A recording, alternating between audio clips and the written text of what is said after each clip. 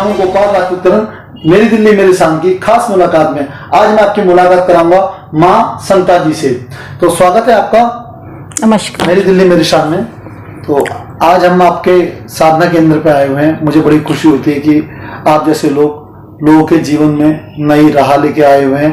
ध्यान के द्वारा लोगों के जीवन में जो खुशियाँ आ रही हैं आप जैसे लोगों के द्वारा, वो बहुत बड़ी बात है कि भाग दौड़ भरी जिंदगी के अंदर आप लोगों को एक नई राह दिखा रहे हैं। हम ध्यान के बारे में जानेंगे, पर उससे पहले हम चाहेंगे आप अपने कुछ जीवन के अनछुए पहलुओं के बारे में हमें हमारे दर्शकों को जानकारी दें।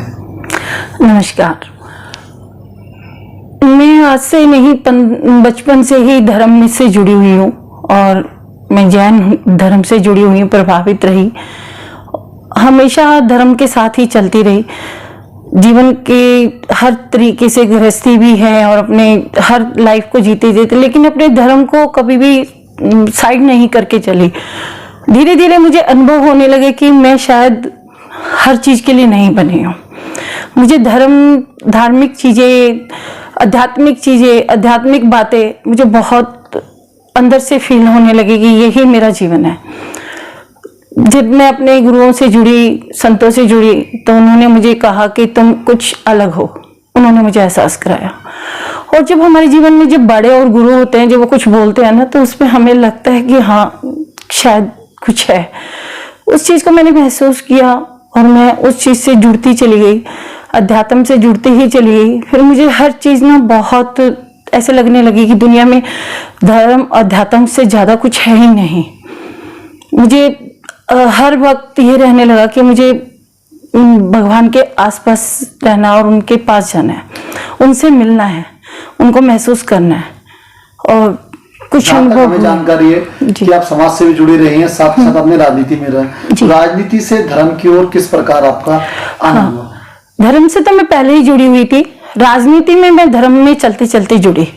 मैं अपने गुरुओं के माध्यम से जुड़ी, क्योंकि मेरे गुरुदेव राजनीति को, मैं समाज सेविका थी। उस समाज सेविका के साथ साथ धर्म और फिर राजनीति, मुझे लगा कि समाज सेविका ही होती हैं जो यहाँ से चल के लोगों की हेल्प कर सकते हैं। इसलिए मैं राजनीति से जुड़ी। लेकिन मेरा धर्म तो मेरे साथ ही चलता रहा। धर्म सत्य है, यानी कि सत्य जब तक आपके साथ है ना, तो आप धर्म से हमेशा ही जुड़े हुए हो। मुझे कभी महसूस नहीं हुआ कि मैं राजनीति में हूँ। मैं वहां भी सत्य में और धर्म में ही रहती रही और आज भी वही है। चीज देखी गई है, आपका जो धर्म है सत्य सनातन।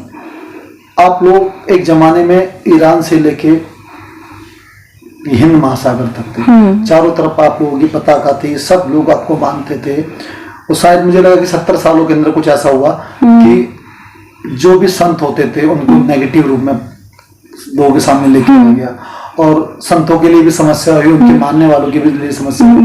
क्या आज ऐसा लग रहा है आपको कि आपके का जो दौर है एक बहुत अच्छा समय आया है कि आपको अपनी बात कहने का क्या कहते हैं बहुत अच्छा उचित समय है और लोग आपकी बात ही मान रहे हैं? तो क्या ये इससे बहुत सही बात है, सही समय आप लोगों के लिए अपने धर्म को दोबारा से पूरी दुनिया के सामने रखने का?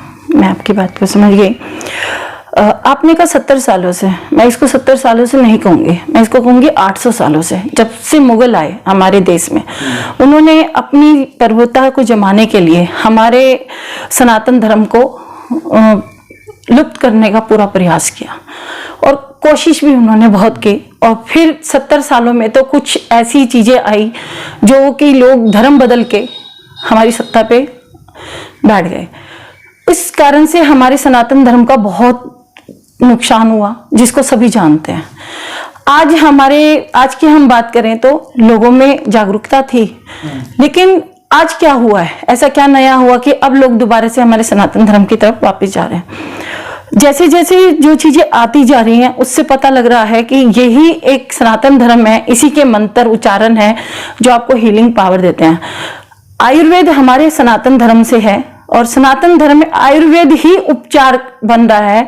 क्योंकि आप देखेंगे कि जितनी भी आज की समय में महामारियां या किसी भी तरह की समस्या, किसी तरह की भी मुसीबत आप देख रहे हैं, हर समस्या का समाधान हम सनातन धर्म से लेके आ रहे हैं। तो इसीलिए लोगों का झुकाव वापस अपने धर्म की तरफ गया है। कोई किसी के कहने से नहीं गया कि आपके मेरे उसके कहने से गया।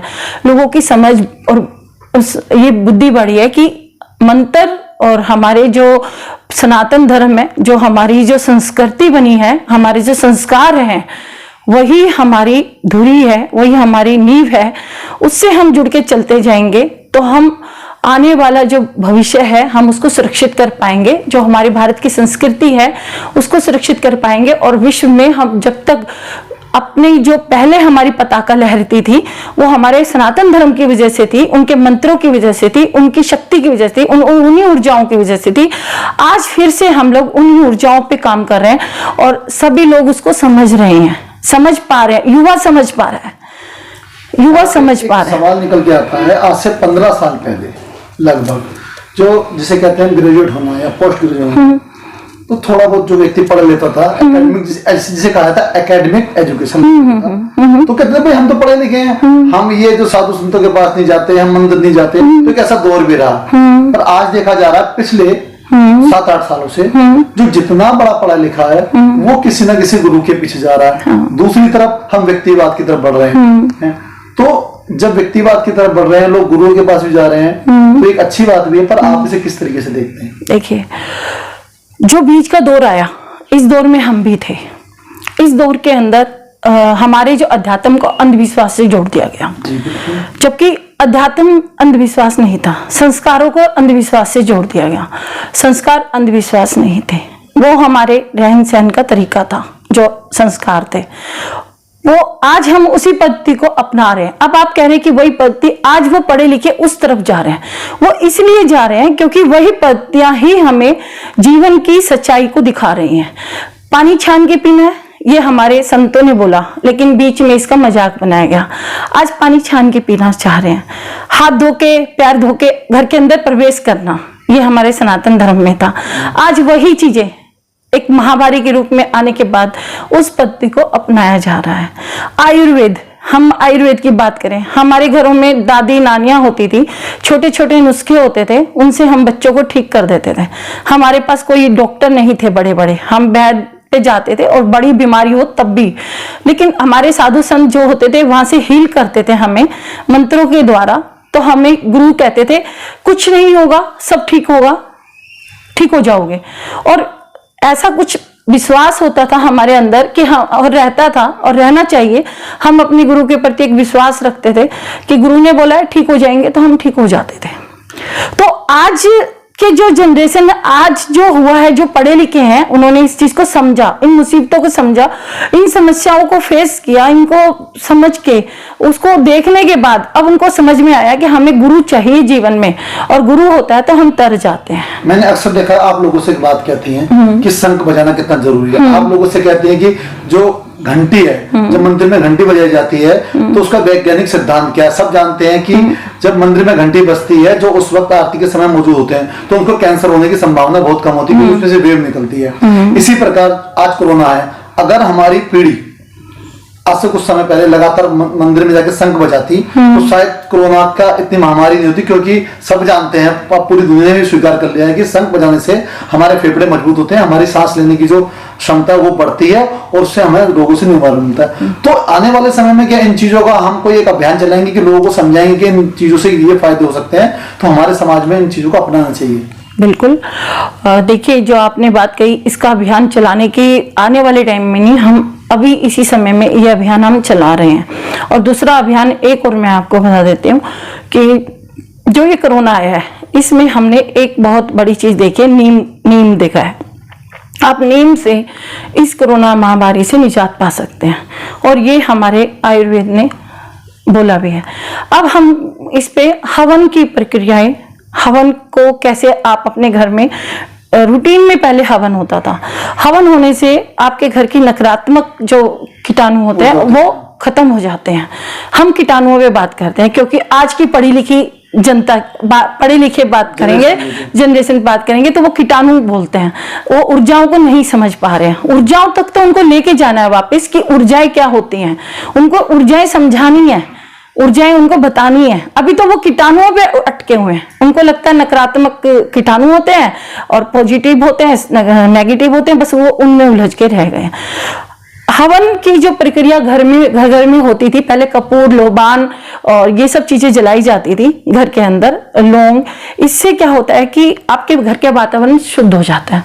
वहां पे जो नेगेटिव कीटाणु होते हैं, नकारात्मकता होती है, वो खत्म हो जाती है। अब नकारात्मकता बोलेंगे तो साधु संती वाली बात आ जाएगी, अगर नेगेटिव कीटाणु बोलेंगे तो आपकी पढ़े लिखे वाली बात आ जाएगी। तो मैं आपको वही बात कहती हूँ जो समझना चाहते हैं। नेगेटिव कीटाणु जो होते हैं, बुरे कीटाणु, विषैले कीटाणु जो होते हैं, वो आपके हवन से भी खत्म होते हैं। आप नीम की 4 पत्तियों का चूरन डेली हर रोज अपने घर में कपूर के साथ जलाएं। आपके घर का वातावरण बहुत ऐसा शुद्धिकरण आ जाएगा कि आपको वो कोरोना जैसी महामारी भी छू नहीं पाएगी। जैसे कि हमें जानकारी मिली कि आप यहाँ पे ध्यान कराते हैं, वो किस प्रकार की आपकी रूपरेखा? ध्यान हम लोग इस तरह से कराते हैं कि हमारे जब गुरुजी ने मुझे ध्यान कराया, मुझे अध्यात्म की तरफ मोड़ा, तो मुझे बहुत अच्छे अच्छे अनुभव हुए, जिसे मैं कहूंगी कि आध्यात्मिक अनुभव मुझे हुए। हम भी ऐसे ही थे सबके जैसे। हम भी, आप बात कर रहे थे 20 साल पहले, हमारे भी उलझने वही थी कि ऐसा नहीं होता, क्योंकि किताबों में वही लिखा है कि ऐसा नहीं होता, कोई देवता नहीं है, कोई देव नहीं है, कोई ऊर्जा ही नहीं है। इस तरीके की प्रचार हमने भी पढ़े। लेकिन जब हमारे गुरुओं ने हमें अध्यात्म का ज्ञान दिया और साधना करवाई, तो हमें देव दर्शन, दुर्लभ दर्शन का ज्ञान एहसास हुआ। जब आपको दुर्लभ दर्शनों का एहसास होता है तो आपकी दिशाएं अपने आप मुड़ जाती हैं। आपको खुद अपने आप ही अनुभव होने लग जाता है कि आप तो भटक रहे हो, आप तो संसार में भटक रहे हो, आप इसके लिए नहीं आए हो। मनुष्य क्या कर रहा है? सुबह उठा, खाया होया, रात को सो गया, कमाया, बस। लेकिन आपने अपनी आत्मा के कल्याण के लिए क्या किया?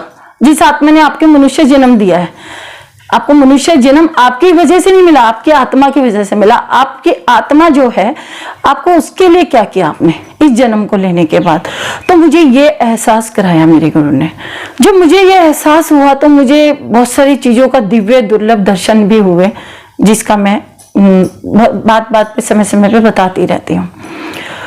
कुछ उन्होंने मुझे अंदरूनी कुछ ऐसी खुशियां मुझे मिली कि मुझे लगा कि संसार में अगर आप अध्यात्म से, भगवान से, गुरुओं से जुड़े हो ना, इससे ज्यादा कुछ नहीं है आपको।